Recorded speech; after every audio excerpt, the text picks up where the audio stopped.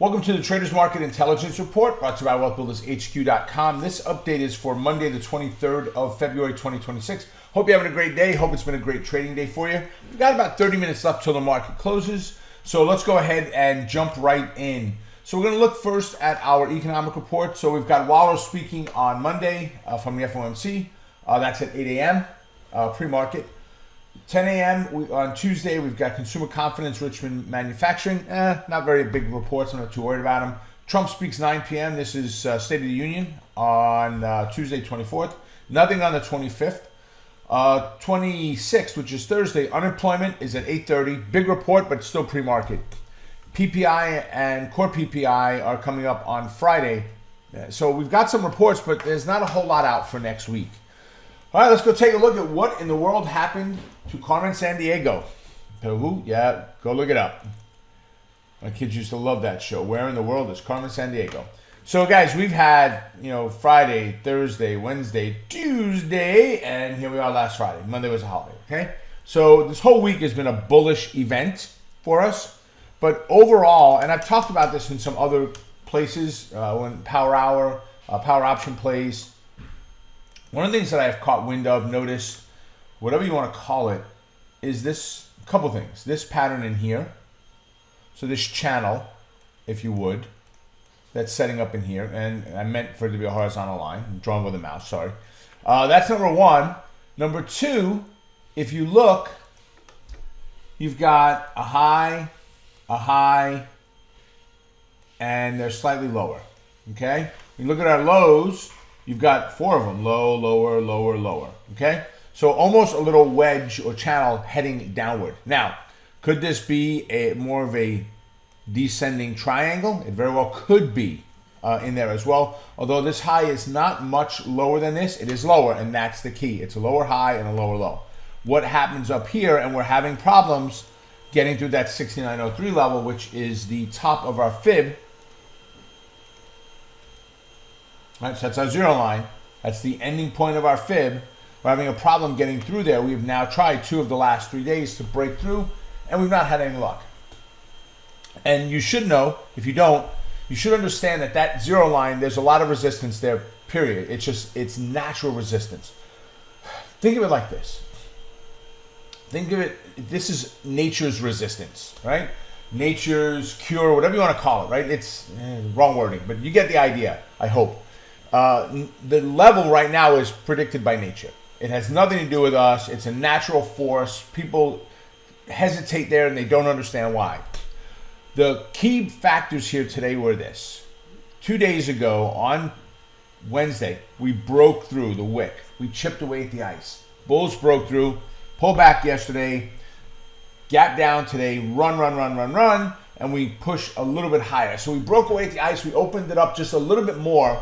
The bull's saying, hey, if you want to break through, it's all ready for you, right? So there it is. I like that we got a little bit higher high today than we did on Wednesday. But we still, and we have a half an hour left, but we still have not been able to get through that 6903 on a close yet. Again, half hour. Even if we do, I don't really see it being a big deal, right? Our concerns right now are, can we get through that? That's number one. Number two, the next upside target, we're not going to focus on the 69.56. Actually, I think I'm going to hide this level in here. Not the one, didn't want to do that. That's why it's on there, it's because I want that one level, which is all the way up there. I want that for my extension. So our next level to the top is about that 7,000 level, which is just about our all-time high, okay? If we break to the downside, we've got the 8 moving average, the 21 first, then the 8 moving average, then the 55. We've got a lot of supports along the way. We fail down below that and that 6813-ish level, that blue zone with our 236 from the ABC pattern.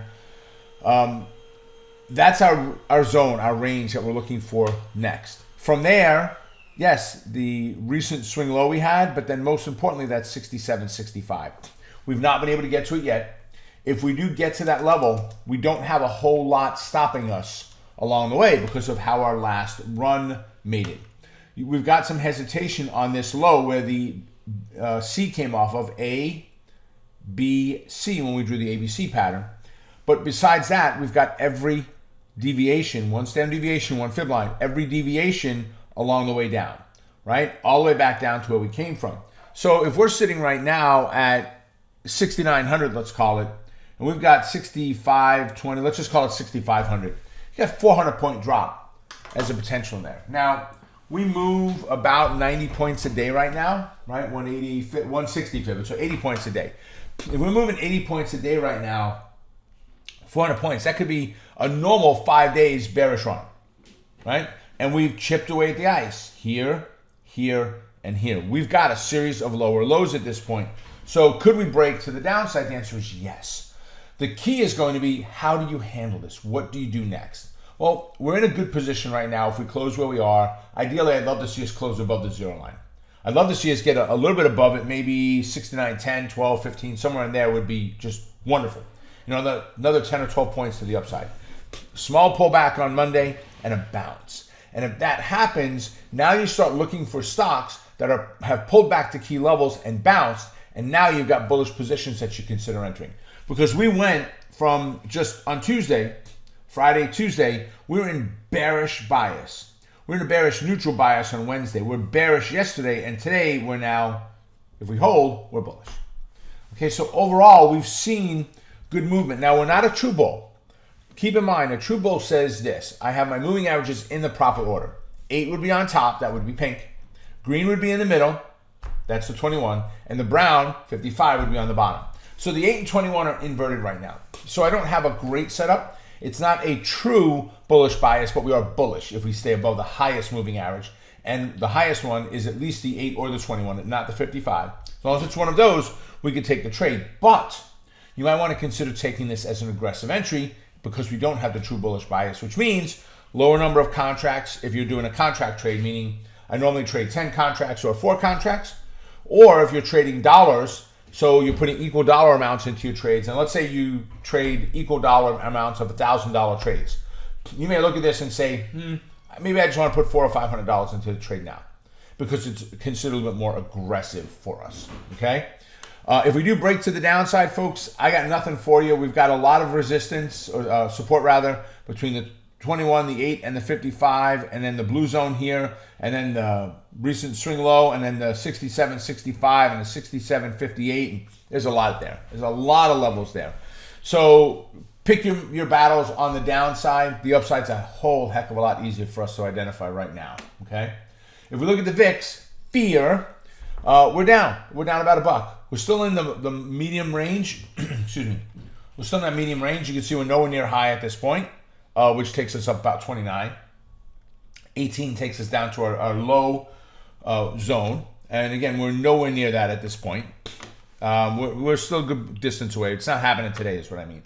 So there's not a lot of fear in the market, but keep something in mind.